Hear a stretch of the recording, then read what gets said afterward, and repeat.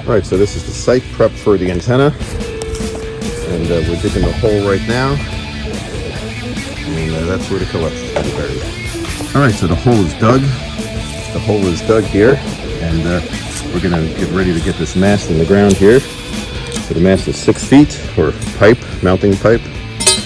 We're going to put it in the ground about 40 inches. So that's what's next. There's our line for the coax. All right, so we have the antenna site prepped. This is the mast we concreted in the ground earlier today.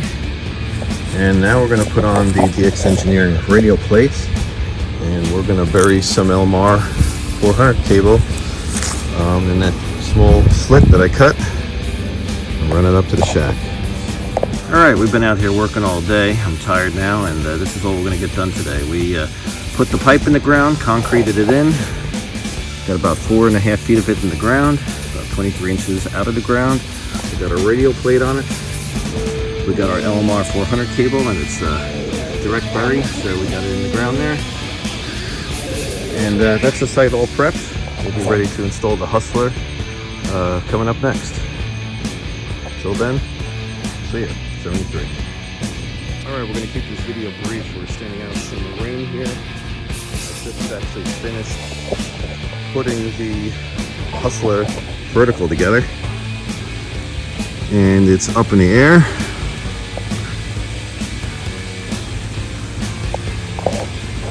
It's on the tilt bracket, which works great. I had it tilted down a few minutes ago. The next steps will be tuning the antenna after I lay down my ground radials, which will probably come sometime next week.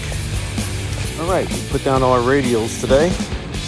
Got almost 30 radials down, somewhere around 400 feet of wire. As you can see, I have the Hustler on its tilt bracket laying down right now, doing some final tuning. Just tuned 10 meter. We're going to tune the other 3 bands, and she'll be ready to rock.